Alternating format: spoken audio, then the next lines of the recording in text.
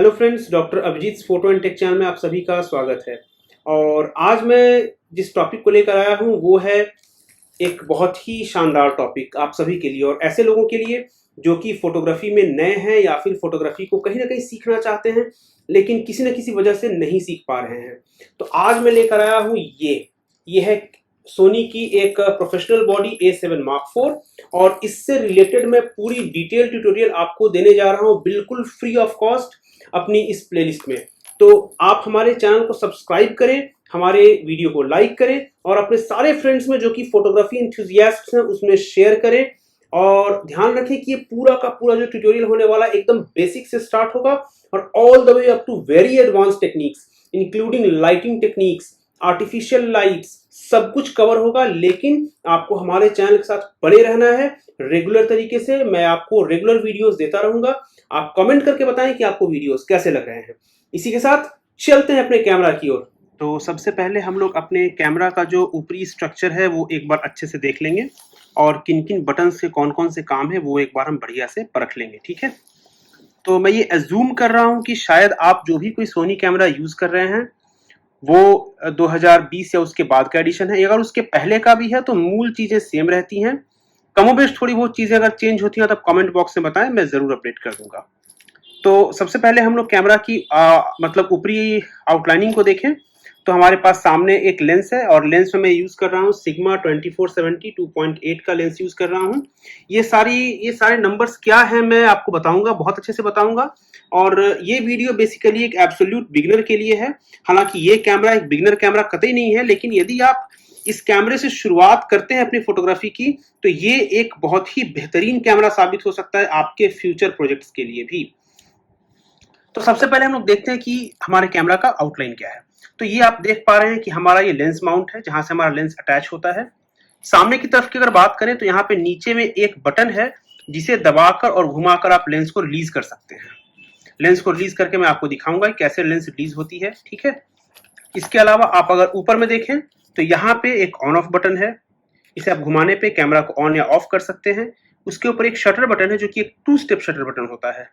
दोस्तों, अगर आप DSLR कैमरा या फिर मिररलेस कैमरा में नए हैं तो मैं आपको एक चीज बता दूं कि शटर बटन कैमरा का कैसे काम करता है। इसे आप हाफ प्रेस करेंगे तो कैमरा ऑटो फोकस करेगा और अगर आप फुल प्रेस करेंगे तो कैमरा पूरी तस्वीर लेगा।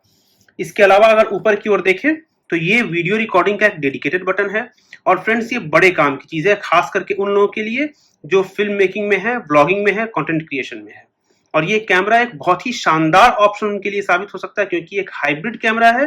हाइब्रिड कैमरा का मतलब कि इसमें जितनी अच्छी फोटोग्राफी कैपेबिलिटीज है उतनी ही अच्छी वीडियो की भी कैपेबिलिटीज हैं। इसके बाद अब इधर आते हैं।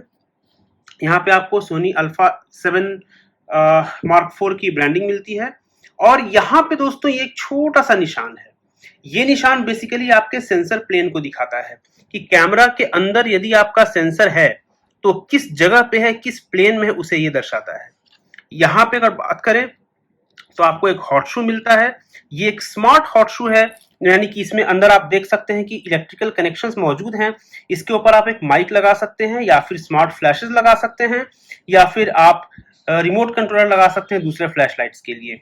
इसके अलावा भी काफी सारी एक्सेसरीज हैं जो सोनी ऑफर करता है स्मार्ट हॉट शू के लिए और ये अपने आप में एक बहुत ही सुंदर चीज हो जाती है। ये कॉन्वेंशनल DSLR से अलग इस मामले में है कि इसमें आप सिर्फ फ्लैश के अलावा और भी बहुत सारी एक्सेसरीज को एडअप कर सकते हैं। मेरी रिकमेंडेशन है कि चूंकि इसके अंदर इलेक्ट्रिकल कनेक्शंस मौजूद हैं, आप देख पा रहे हैं इसके अंदर इलेक्ट्रिकल कनेक्शंस मौजूद हैं, इसी के लिए हमेशा इसके ऊपर इसका कवर लगा के रखें अगर आप इसे यूज ना कर रहे हैं नियमित रूप से। तो हमने इसका कवर लगा दिया। अब यहाँ आते हैं हम लोग पीछे की तरफ। क्या है तो पीछे की तरफ सबसे पहली चीज जो आपको मिलती है वो है एक वेरी एंगल का डिस्प्ले। वेरी एंगल डिस्प्ले का मतलब कुछ ऐसा है कि आप इसे खोलकर बिल्कुल उल्टा कर सकते हैं, यानी अगर आप कंटेंट क्रिएटर हैं तो आप इस डिस्प्ले को अपनी ओर रख सकते हैं। इसके अलावा आप अगर चाहें तो डिस्प्ले को पूरी तरीके से बंद भी कर सकते हैं यदि आप सिर्फ व्यू फाइंडर से शूटिंग कर रहे हैं या फिर बहुत तेज रोशनी में शूटिंग कर रहे हैं जहां डिस्प्ले कर पाना पॉसिबल नहीं है। दूसरी बात, आप इसे बिल्कुल उल्टा करके आप अपनी ओर ऑन करके भी रख सकते हैं। ये एक कंप्लीट टच स्क्रीन डिस्प्ले है और बहुत ही अच्छा एक्सपीरियंस होता है इसमें टच करके फोकस करने का, ठीक है। वो जो आप डिटेल में चीजों को मैं बताऊंगा तो आपको सब कुछ समझ में आता रहेगा। इधर आते हैं हम लोग कुछ पोर्ट्स को देख लेते हैं। ऊपर में देख लेते हैं, ये हमारे पास एक स्ट्रैप का जो माउंट है वो है, ठीक है। तो यहाँ पे मैंने अपना एक फेवरेट कीचेन लगा के रखा हुआ है। स्ट्रैप में यूज करता हूँ और कहीं बाहर जाता हूँ तो मैंने ट्यूटोरियल के लिए स्ट्रैप को निकाल के रखा है। स्ट्रैप कुछ इस तरीके का होता है, सोनी की ब्रांडिंग वाला स्ट्रैप है ये, ठीक है। चलो अब देखते हैं कि इसमें क्या क्या मिलता है हमें। यहाँ पे मिलता है हमें एक HDMI। दोस्तों एक फुल साइज HDMI केबल है। अपने कैमरा को पूरी तरीके से आप मॉनिटर पे ले सकते हैं, कास्ट कर सकते हैं।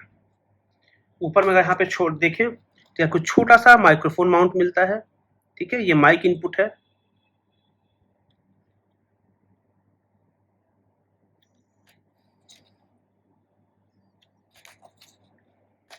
नीचे अगर आप देखें यहाँ पे एक मॉनिटरिंग हेडफोन का इनपुट आपको मिल जाएगा, ठीक है।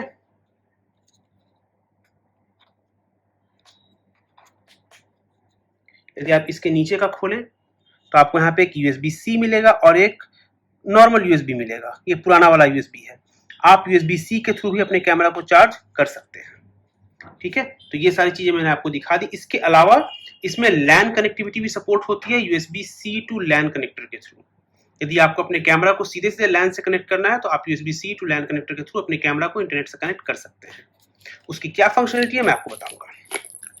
ऊपर देखें तो हमारे पास ये दो डायल्स हैं, ठीक है। ये बेसिकली पुराने सोनी कैमराज में एक्सपोजर कॉम्पनसेशन का डायल हुआ करता था, तो इसके ऊपर से वो एक्सपोजर कॉम्पनसेशन वाली चीजें हटा दी गई है, क्योंकि अब बहुत से लोग जो प्रोफेशनल, चूंकि एक ऑलमोस्ट प्रोफेशनल बॉडी है, तो इसमें क्या है ना कि बहुत से लोग इसको डिफरेंट कामों के लिए भी यूज कर सकते हैं, ठीक है। मोड सेलेक्ट करने के लिए, या फिर अगर आप आईएसओ चेंज करना चाहते हैं या कुछ और करना चाहते हैं तो उसके लिए भी आप इसको सिलेक्ट कर सकते हैं।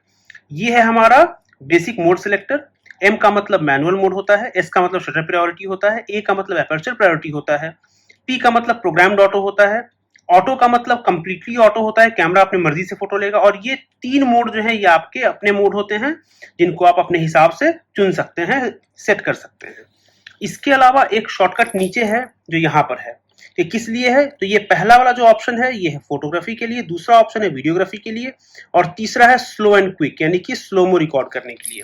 इसे कैसे करते हैं, तो सामने में ये बटन, इसे बंद करके थोड़ा सा स्विच करेंगे तो ये वीडियो पे शिफ्ट कर जाएगा, थोड़ा सा और एक बार स्विच करेंगे तो ये स्लो एंड क्विक पे शिफ्ट कर जाएगा, स्लोमो पे शिफ्ट कर जाएगा।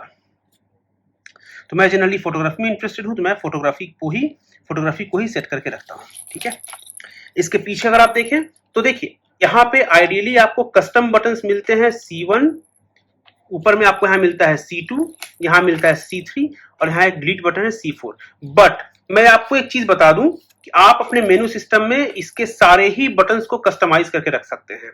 फॉर एग्जांपल मैंने AF ऑन बटन को एनिमल आई ऑटो फोकस स्विच करने के लिए रखा है, कि इसको अगर आप दबाएंगे तो एक बार वो एनिमल पे शिफ्ट होगा, एक बार बर्ड पे शिफ्ट होगा, एक बार ह्यूमन पे शिफ्ट होगा, जिससे कि मेरी जो वाइल्ड लाइफ फोटोग्राफी का जो फ्लो है काफी अच्छा हो जाता है।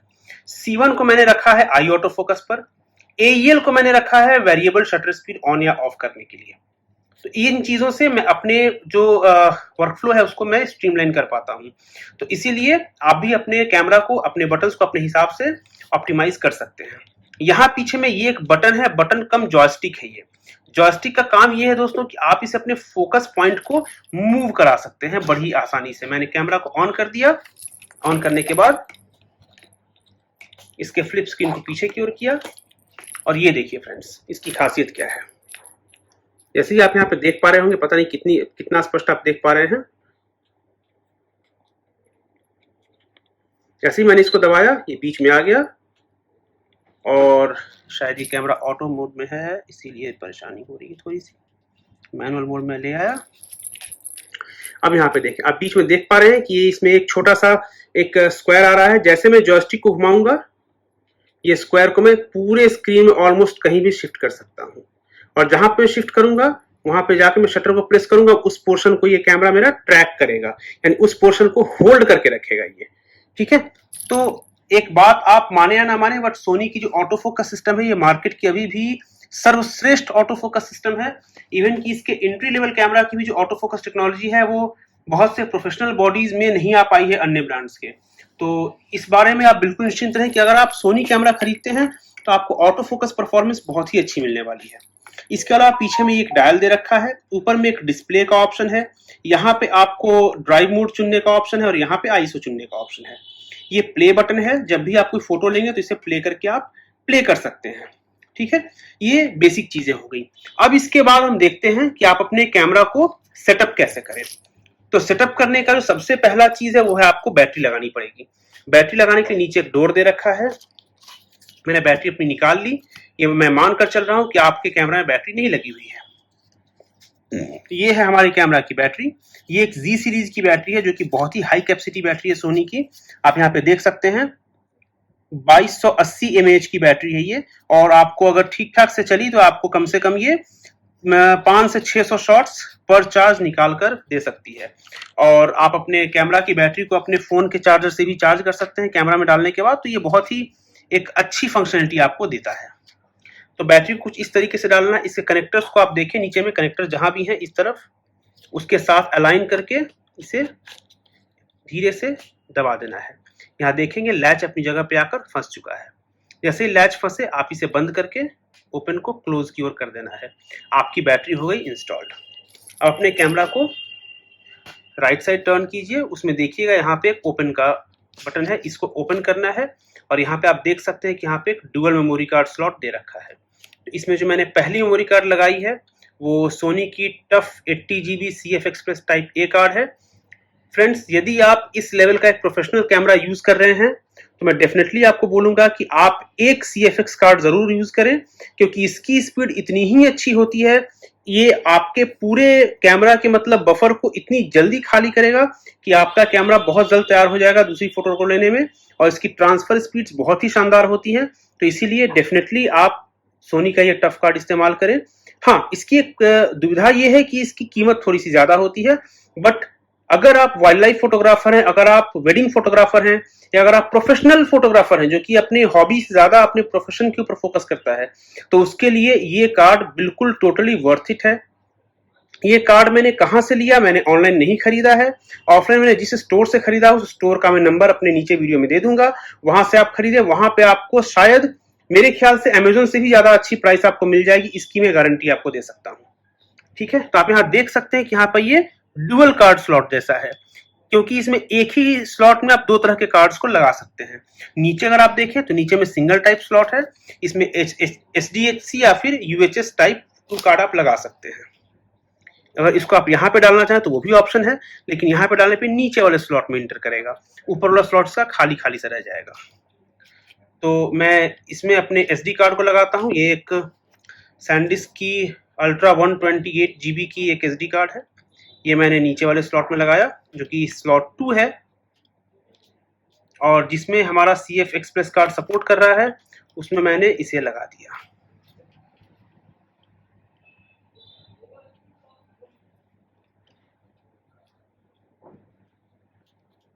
एक हल्की सी क्लिक की आवाज होगी, इसका मतलब कि आपका कार्ड इंस्टॉल हो चुका है। इसे लैच को बंद कर दे। अब जैसे ही आप ऑन करेंगे तो आपको यहाँ पे कुछ देर समय लगेगा, लेकिन आपको कार्ड की डिटेल यहाँ पे दिख जाएगी कि स्लॉट ए में रॉ पे फोटो खींची जा रही है, कॉम्प्रेस्ड रॉ पे खींची जा रही है, 1875 फोटो खींचने की जगह है। स्लॉट 2 में 4961 फोटो खींची जा सकती है, और स्लॉट 2 में हमने जेपेग को सेट करके रखा है। स्लॉट 2 में जेपेग इसलिए रखा है दोस्तों क्योंकि दो वजह हैं। एक तो SDHC कार्ड जो है वो कंपैरेटिवली स्लो होता है, या SDHC कार्ड स्लो होता है CF एक्सप्रेस कार्ड की तुलना में। और दूसरी बात कि कई बार ऐसा होता है कि मुझे इमीडिएटली उस फोटो को इंस्टा पे शेयर करनी होती है, या किसी को भेजनी होती है, या अगर किसी का शूट किया तो इमीडिएटली मुझे उस क्लाइंट को शेयर करना होता है।